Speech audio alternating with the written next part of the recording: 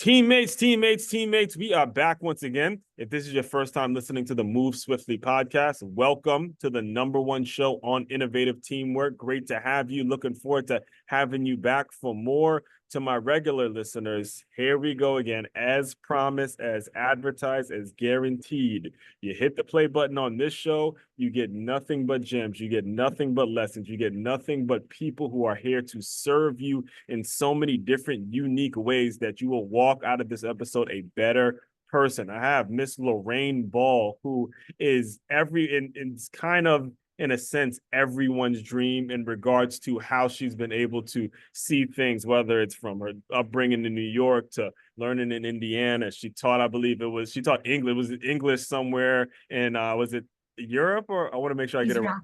Israel. She taught English in Israel and ran a company called Round Peg, and sold that, but still kept her intellectual property. Currently teaches at Butler. The whole list goes on and on and on. So we're getting ready to get a master's class on marketing, digital marketing from before social media, all that stuff. So all that being said, Lorraine, welcome to the show. How are you?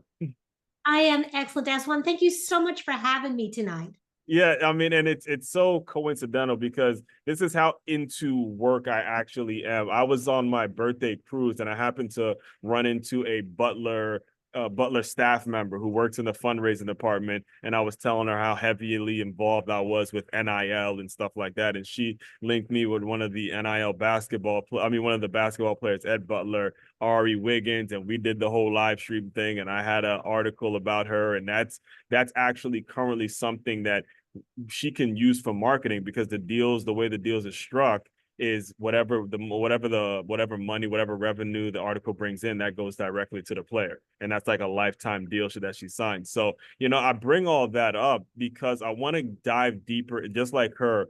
I want to dive deeper into your background a little bit. I grew up north in Silver Spring, Maryland. However, I had a ton of family in Brooklyn, New York, and I spent a lot of time in New York. I went to school in Stony Brook, and, there's so many lessons growing up in that area, being involved with that area, that you pick up that you don't realize you're going to be using later on in life when you run into people. So I'll kind of give you the microphone for a second to speak on that background a little bit, and then we'll dive deeper into how you were able to transition and all that kind of stuff. So the floor is yours, Lorraine. Go ahead. Do you think?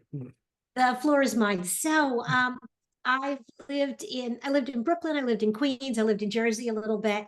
Yeah. And the thing about that part of the world, there is an impatience. And and I'm in Florida now, and there's a lot of New Yorkers out here, brother, even Philly, all that, say the same exact thing. I mean, it is exactly said it just like that. Some impatience we got as Northeasterners. It's like, we got to get to going, man. Yeah.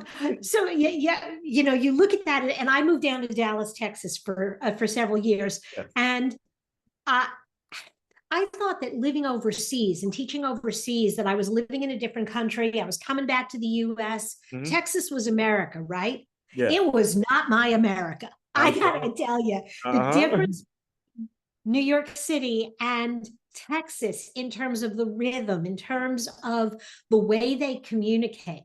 Mm-hmm. With a New Yorker, you always know exactly where you stand. Mm-hmm. You never have to guess how somebody feels about you. Great shooters. Yep. I get down to Texas, and it's very polite. Mm-hmm. It's very polite. Nobody raises their voice. And now, what part of Texas was it? I was in Dallas. Oh yeah, in Dallas. Yeah, Dallas. Very very proper, and and everybody's very sweet, and everybody calls you hon and darling. And I wanted to leap over the table and strangle someone, but I couldn't because they were being so nice to me. And so I had to learn to adjust my communication style. Okay. And so we moved into this apartment, and they didn't have curtains in any of our rooms. Yeah. And I was a newlywed. I was not happy about this. And so I go down to the office, and every day for about 3 days, darling, hon, we're working on it. And of course, I want to yell at her, but I can't because she's being nice. So on day number 3, I walked into her office and I said, now, darling, I know you're doing your best. So here's what I'm going to do.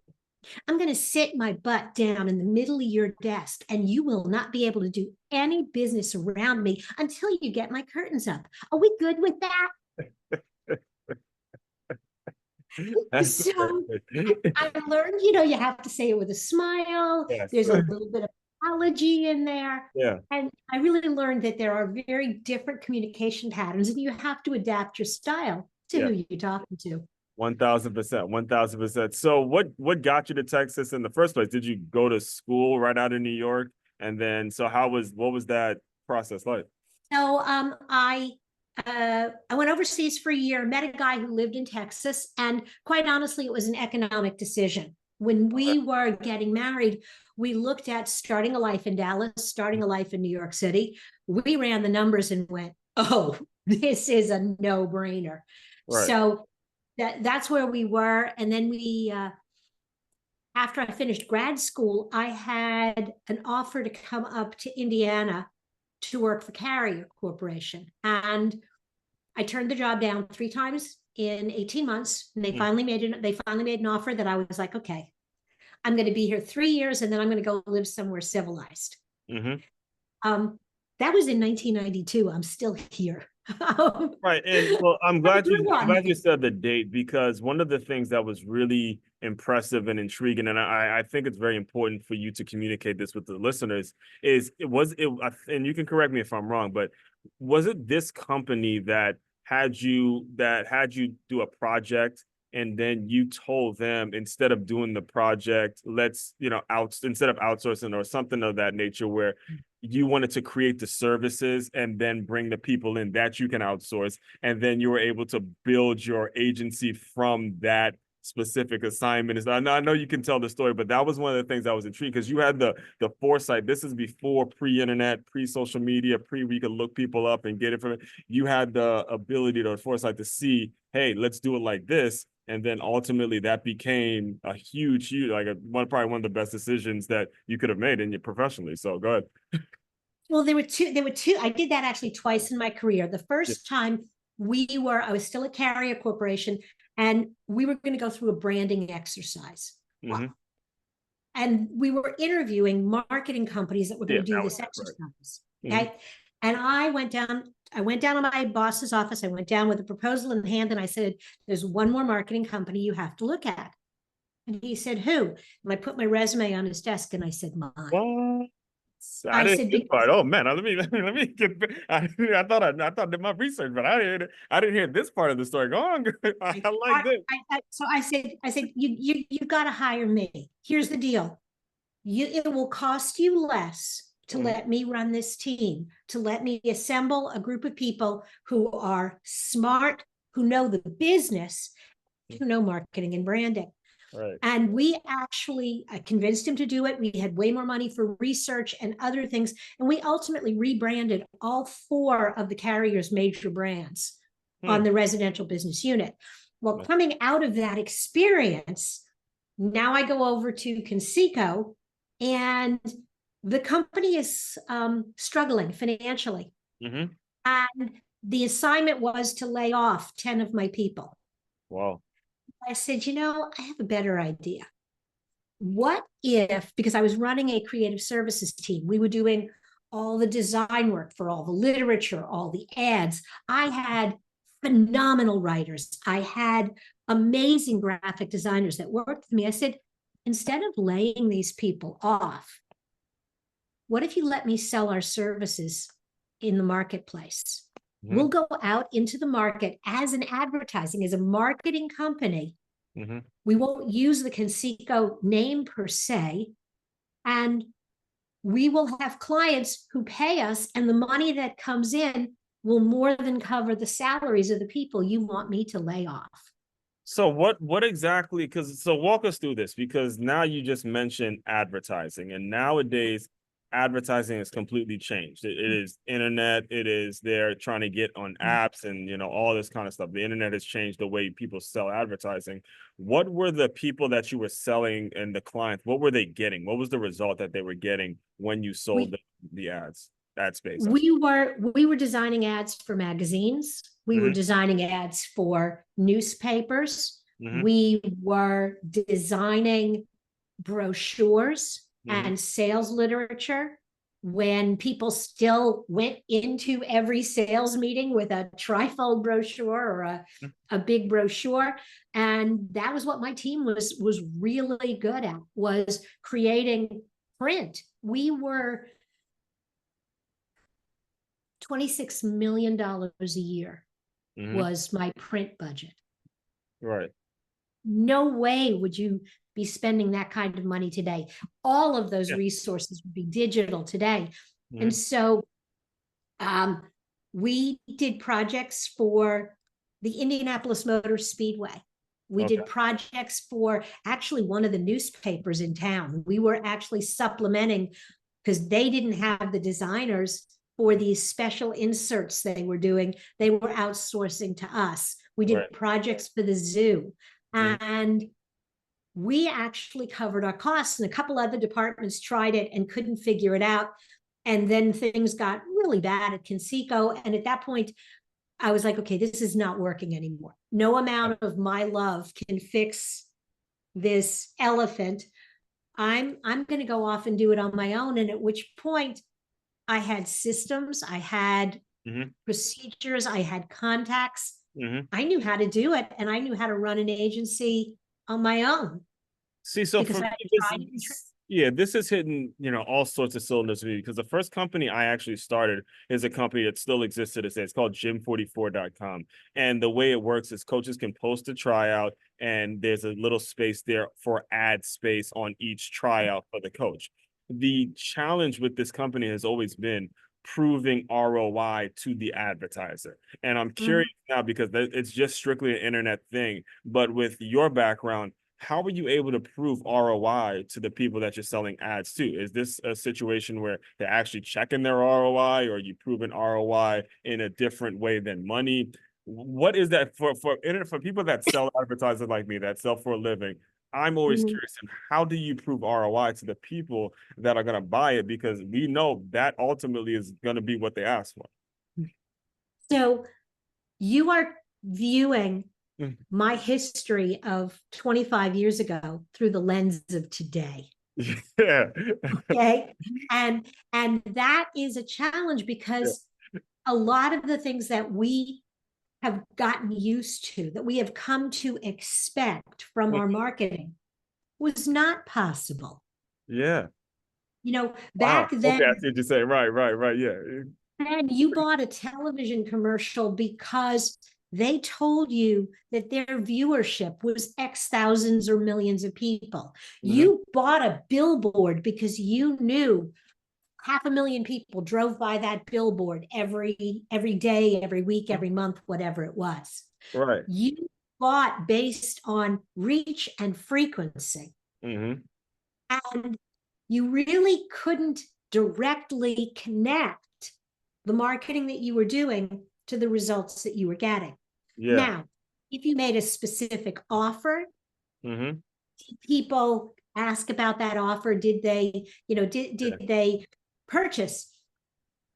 The interesting thing was, along comes the internet. Now you can track. I ran this ad and people clicked through and they came to this page and they filled out this form, right? And all of a sudden we have attribution. Well, guess what? We are now living in a zero-click world, and everything that you have come to rely on in terms of attribution going away. Right. Most platforms penalize you when you have a link in your content. More and more on search engines, you're getting AI-generated answers and rich snippets. The amount of clicks that's coming through on organic and paid is getting lower and lower. Right. If you're advertising on Facebook, Apple is blocking the data, so you can't see, are you getting the conversions? And so the world is almost coming back around to the world I lived in 25 years ago. Yeah. Where the best you could do was recognize that when you did more of this, you got results. Yeah. When people were engaging with you and talking about you, but the ability to direct line was really hard. And one other Yeah, good. Well, go ahead. No, I'm just looking at it. I think that's actually good news because I'm always an advocate of getting people off the internet. I'm a sports guy. I want people in, gyms, in fields, and doing things where we're interacting and networking with people in person. So just meeting and creating people connectors, I would sell people on those types of things because we want to get people off the internet. So Mhm. that's not bad news, particularly for people who are trying to connect people. Now, if you just want to sit behind your computer screen and your phone all day, hey, sorry for you. But if you actually are interested in getting out and meeting and networking with people, this is actually good news. So anyway, go ahead. Yeah. Well, the two things I want to leave you with there is the first is even when you think you know Mm-hmm. where your lead came from. And we did this with Yellow Page ads 25 years ago. We would put a code in every ad. So if you were in 5 different directories, you had a different code in each directory. And Yeah. when someone called, you were like, well, if you can tell me the discount code in the ad that you just saw, I'll take 10% off your order. And whatever code they gave you, that allowed me to manually track. Yeah. So there were always ways you could do that. But the issue was, how did you hear about us? Well, I got your number from the Yellow Pages. Great. Mm-hmm. Nobody ever asks, why did you pick us? There were 100 ads in that directory. Mm-hmm. And the bottom line is, it's not the last ad, but everything else that you do that leads up to that moment where someone says, oh, I'll pick them. My friend Jen always says, it's not the last beer that gets you drunk. It's, it's Very, all the beers, it's right? all the beers. You start buzzing throughout. It's the last one that actually makes it so you got to go to sleep and say, look, I'm done. Yes, but you didn't get there with just that beer. And the Exactly. same true about your marketing. So if you're out in the community, if you are visible, if you're engaged in community events, if you Mm-hmm. are you have a high visibility public image, active on LinkedIn, active on YouTube, and people are seeing your stuff, when they get to that decision point, Mm-hmm. they will click, but they Yeah. are clicking because of everything else you've done. Yeah, actually, I like you. I'm part of a mastermind. I have a coach as a business coach as well, and he calls it the collaboration era. And it's going to be an Mm-hmm. era that is not. It's an era. It's not going to change because of these options and the information. We are now prone to who can we collaborate with. And actually, on this very show, there was a huge example of that. Shout out to Jeremy Fouts. But we were talking just like we're talking, and he has a supplement brand that offers hydrate and those kinds of drinks supplement for athletes, like works with professional athletes, and he offered a discount code right here on this very show. So as soon as I get those products, I'm going to do a commercial with him and make sure that plays throughout the shows for the athletes and things like that. And this was not planned. This was all organic because we're having a conversation just like this, and then boom, the discount code comes, and then the collaboration and the connection actually happens. So these are the things that are very important because one of the things that you just expressed is that the world is catching up to the internet. The world is catching up with social media, and what we're learning, the mental health that it's causing in terms of people just sitting behind these computer screens is not something that, I mean, the amount of people that get hacked every day. Facebook actually has some flaws. Oh my goodness, it's not perfect, right? There's something there. It's still run by humans. And that's where I want to dive deeper into the company that you started and then eventually sold. What was that transition like when you started the company? There's no internet, but then this Apple guy, the Steve Jobs guy comes, he's coming up with this, and you're looking at it around, you're like, is this actually going to affect what I do? So, walk us through some of the trials and tribulations of your business, and then what ultimately led you to have a successful sale where you still run the IP and the podcast and all that. So, So I started with what I knew, which was traditional marketing. That was my background. That was yeah, my that's you. education, That's you all day, the right? roles And you that did I it at had. the corporate level. Yeah, but I also had done work where even in the corporate level, I was providing support for small businesses who Yeah. bought and sold And our one of the product. things I got to pause you there, because one of the things I want to make sure gets mentioned is you saved a ton of jobs. Right now, we're in a political season where there's all sorts of politicians guaranteeing you this and saying they're going to create jobs. And I tell people all the time, they're not doing anything for you if you're not willing to help yourself. Without the business owners, without the people that care, you saved those jobs. You could have took the money and said, all right, we're going to hire someone and let these people go. You saved those people's jobs. And you can correct me if I'm wrong, but you're not running for Congress. You're not out there campaigning and, trying to be a governor and all that. So I want to make sure we make that point, given the political landscape and all these politicians that are promising you this and that. So go ahead. Yeah, no, and you're absolutely right. I always thought that when I had the opportunity to create opportunities for the people around me. So when I left Conseco and I started Roundpeg, I was going to do what I did best. There were two things I felt really good about. I felt good about my marketing skills, and I felt good about my team building skills. I love doing creative thinking workshops and team building, but I got to tell you that corporate America in 2002 really wasn't very interested in team building. There were more people than there were jobs. People were graduating college. They couldn't find jobs. Companies didn't care. You don't like the job? Bye-bye now. We'll find someone else who does. Yeah. And so I ended up migrating to the traditional marketing. And I was the postcard queen. I understood that as a tool for my small business owners, my small clients who wanted to get their message in front of a very concentrated geographic market. Postcards were the way to go. You could pick a zip code. You could go to a printer and you could say, okay, I want a list and I want people who live in these neighborhoods, who own their own homes, and who are probably in this economic range. Right. And you could get very precise, very targeted lists. It wasn't cheap, but it was really effective. And what we were good at, which served us well much later, was we would design these direct mail pieces with a sense of humor. There was always a little bit of, like, everybody else was doing these very boring, we'll service your heating and air conditioner.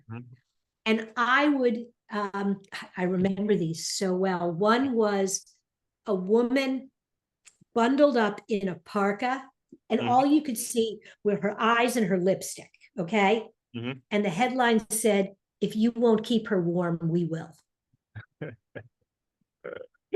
Oh, yes. Okay. I mean, we were a little bit in your face. And so the clients that hired us were like, okay, we liked their sense of humor. And that contractor's phone rang. People wanted to hire him. The one in the summer was this photograph of this guy floating in a kiddie pool, and he looked like everybody's overweight uncle. Okay. And his feet are hanging out the back, one side of the pool, and he's laying in the pool, and it's like, it's a kiddie pool. We'll help you give it back to the kids. Yeah.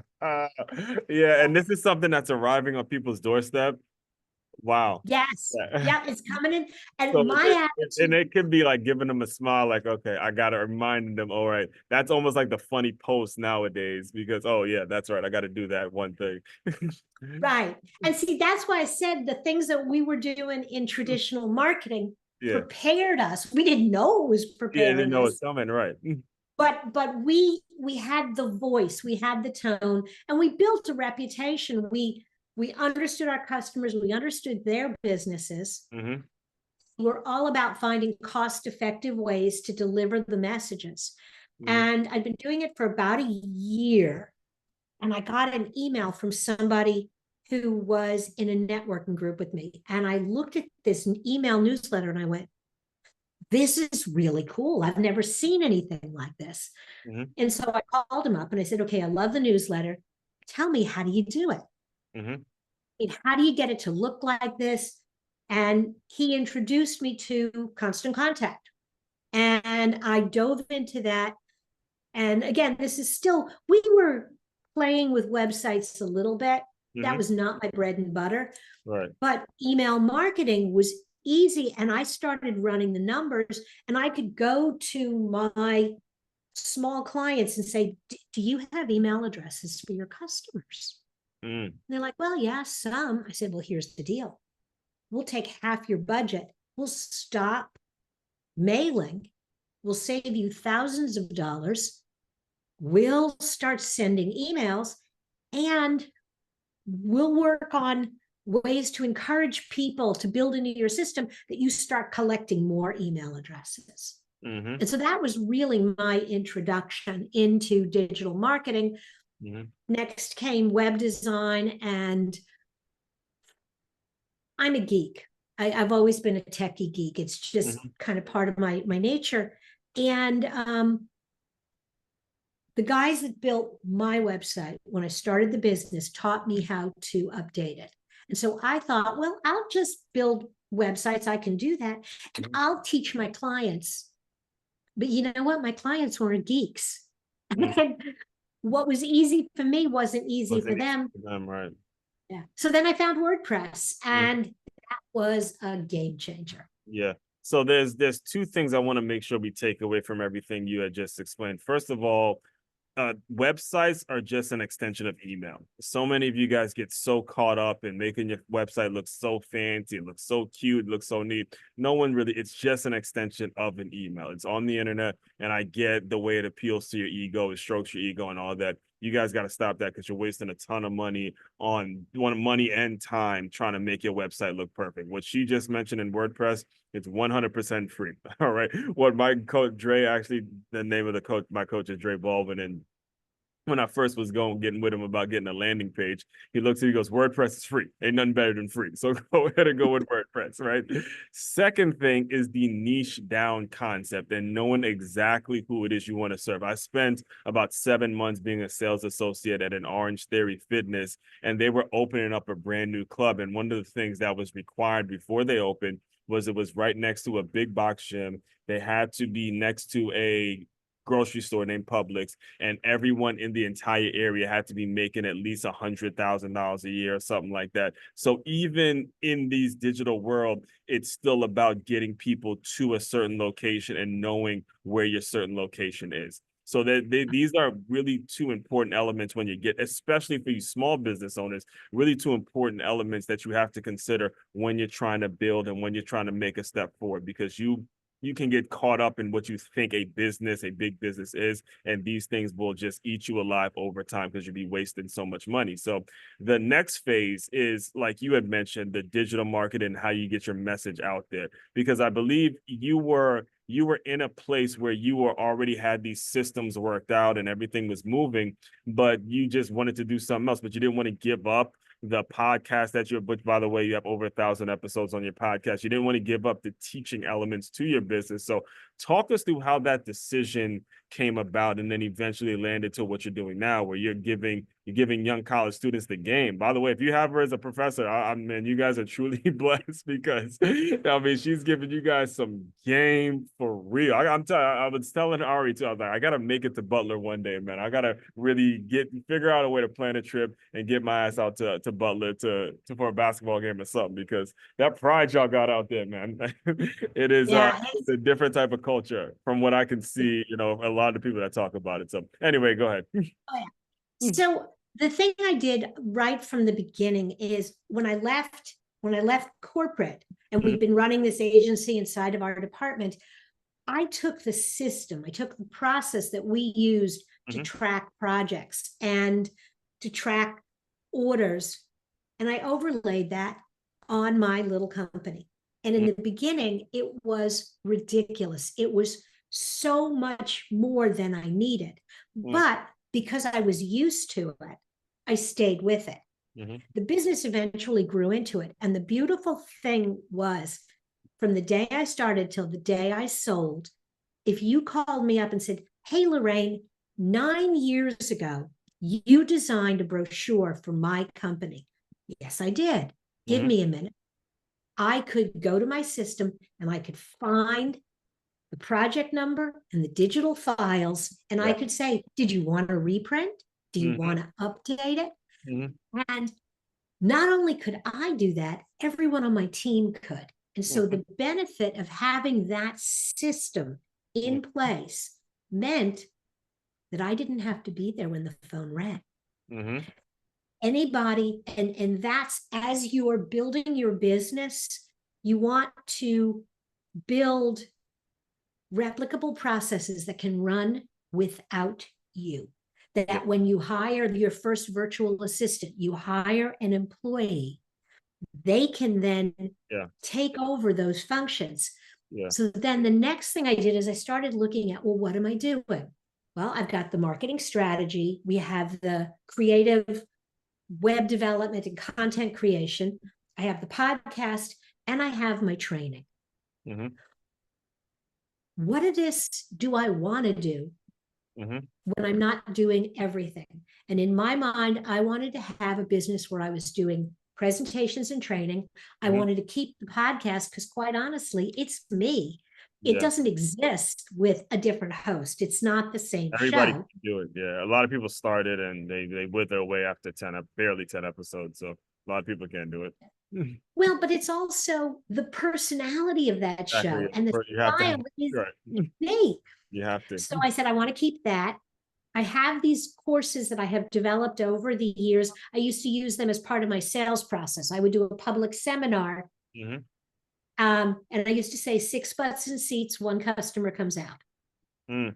If I could put 6 business owners in a room, one of them would hire me at the end of the class. That was Mhm. always my benchmark. Mhm. Well, again, somebody else could give that presentation, but the first question they got that wasn't on the slide, they would toast. Problem, right? So when somebody approached me and said, "Hey, we're thinking we would like to buy your business," I'm like, "Well, here's the deal. There's the agency. I'm happy to sell that. There's the systems, the processes, Mhm. the customer list. They're yours. Yeah. Podcast and the training intellectual property, that's mine." And the Mhm. way I handled it is I had already created a second company. It Mhm. was an LLC, and those assets were moved into the second company. So when we were negotiating the sale, there was no confusion. Right. MTFW is not part of Round Peg. Right. And that's actually a very important lesson as well. When you are, or if you are trying, if your goal as a business owner is to set up something in which you can sell at some point, you got to develop a long customer list so you can actually sell something. I believe it was Snapchat, if I'm not mistaken, that had the stories. And I want to say it was Facebook that bought them. And again, Facebook had it might have been Facebook, or I think it was either Instagram or Facebook, but Facebook bought Instagram. The bottom line is they had the capability of creating the stories on their own. What they wanted was that list of users that was always on Snapchat. I actually wrote an article about threads with Instagram. And it's all about return on ad spend. And I heard, I was watching one of the sharks and they say, look, there's no loyalty in this business. They just want to go where the people go. So if threads is a threat to Twitter, if all I have to do is go on my Instagram account, press a couple buttons, and then it's a threads account, okay, I'm doing that.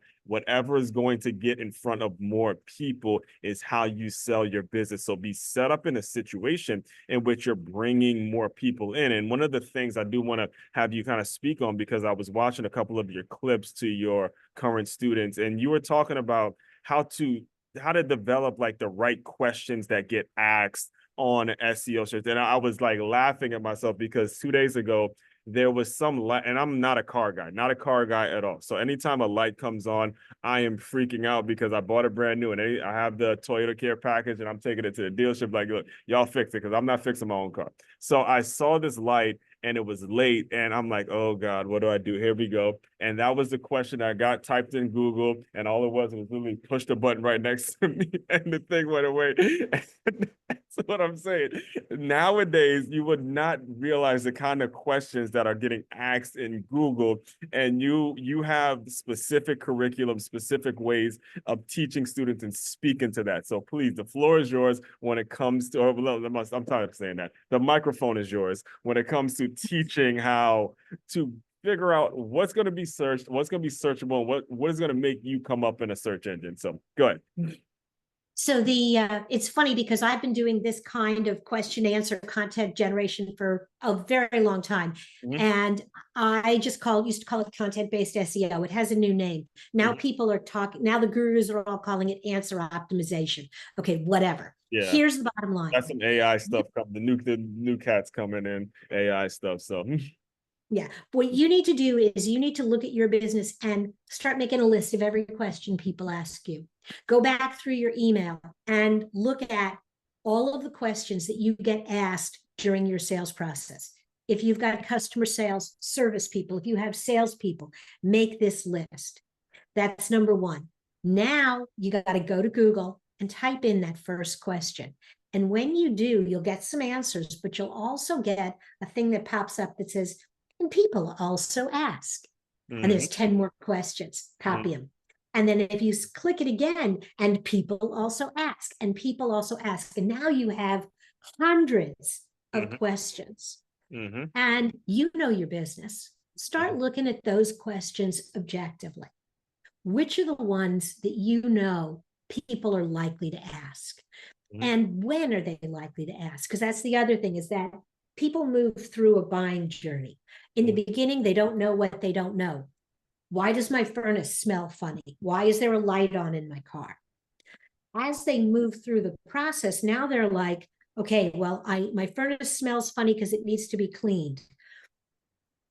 Are there heating and air conditioning contractors near me that clean ducts and Yep. clean? Mm-hmm. And so they get more specific. And now they're like, okay, I think I need to repair my furnace. What brands should I look at? Mm-hmm. Who carries those brands? Mm-hmm. So the questions become more precise. Yeah. You need to be sure that you can answer questions at every step in the journey. Right. But now what I want you to do is I want you to go back to your website. You have a search bar on your website. Mm-hmm. And I want you to paste one of those questions in and see what comes up.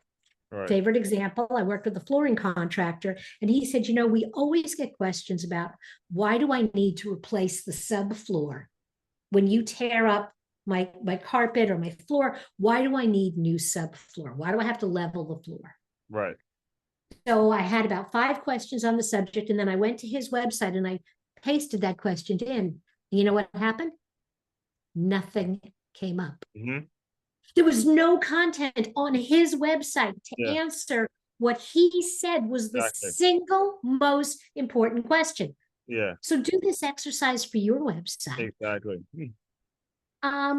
When you realize that you're missing the content, your next assignment is create it. Create the content. Yes. Yes. Write the blog Exactly. post that answers that question. Yes. Or else you're just kind of whistling into the wind. And that's actually what happened when I looked up that specific thing about the break.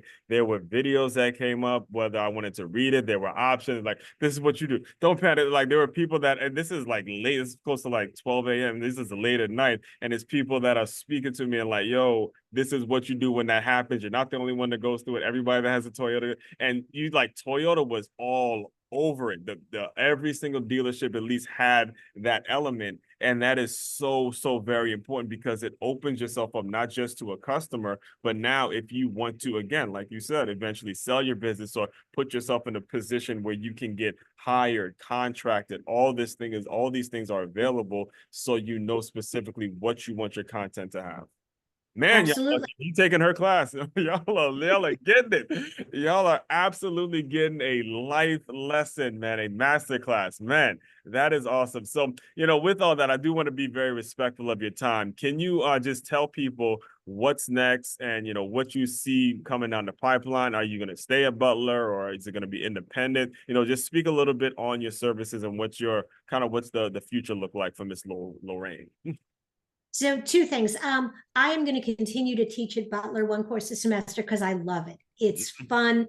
The students keep me energized, and also it keeps me on my toes, and I have to stay on top of my game. Yes. But the other side of it, and the podcast, because I love meeting people and having these conversations, the piece of the business that I really am focused on right now is I like working with companies that have been in business several years. I'm not really looking to work with startups necessarily. I want to talk to business owners who have spent money on marketing. and don't feel that they're getting the results that they want. Right. Those are the kind of companies I like to work with. I'll go in, I'll do a marketing audit. The one thing that is different with what I'm doing than the millions of other companies that are doing marketing audits, all of those companies have another product that they're selling. They're a web firm, they're a content firm. So they do the audit, and guess what? When they're done, what do you think you need? There's going to be a charge coming. They're definitely, because they're going to offer, oh, well, I see what you do, but this is how I actually, GoDaddy did that with me when I first made my website. They was like, okay, we're going to do the photo shoot for you. We're going to do the blogs or some all these other services. And like, all right, here's the price tag for it. Boom. ClickFunnels thing. Boom. They're going to, at some point, there's a charge coming, folks. So I just want to put it out there. I've been around the block, so I know. Yeah. Well, but see, the thing is that I get paid for my expertise. All I want to do is get paid for helping you build your marketing plan. At that point, you can take what I give you and go back to the people that built your website. I can introduce you to other people, but I have no secondary agenda. All I want to do is develop marketing plans, marketing audits, and marketing plans. And again, it's for companies that have already made some investments and just want to know, can I do better? Right. And the best way to catch up with me, you can find me on LinkedIn. That's where you found me, I think. Yeah. And oh yeah, thanks for reminding me. So shout out to podmatch.com, Podmatch move swiftly, affiliate link. You guys have been great. I mean, I cannot thank you guys enough for the amount of incredible guests that this show has seen recently. So thank you for reminding me to put that Podmatch shout out there. So anyway, go ahead.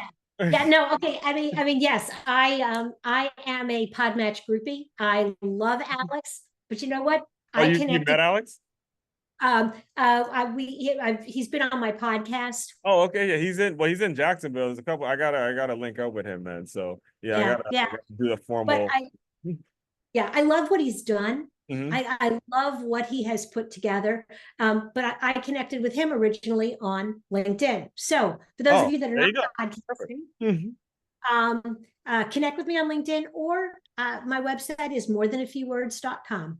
Morethanafewwords.com. All right, make sure, and that would also, all that is going to be included in the show notes as well. So Lorraine, the final thing I do to close out all the shows is I want you to use your imagination a little bit. It is back in 92. You are just touching down in Indiana. You're like, man, I'm a New Yorker. I'm not staying here. I'm just doing my time, and I'm back Northeast or getting somewhere that moves fast. Pretend that young lady has come into the Zoom room. Give her some words of encouragement, and we'll officially close. I think she needs to know right from the get-go that you've got great instincts, that you know the answers, and you just need to be very confident explaining it to everybody else. Yes, ma'am. I'm sure that is going to help a ton of people that are in transition. So much of your story, so much of what you're about, really, I believe, is going to help people that are struggling and with their next phase of life. So as promised, I told you guys, this is what we do here. We give you just a little bit something to move on to the next moment. You hit the play button. You stay with us for this amount of time. So again, you deserve the reward for it. Go out and figure out something. Figure out how you can make this moment just a little bit better. Everyone out there, fellow teammates, continue to move swiftly. We will talk more soon.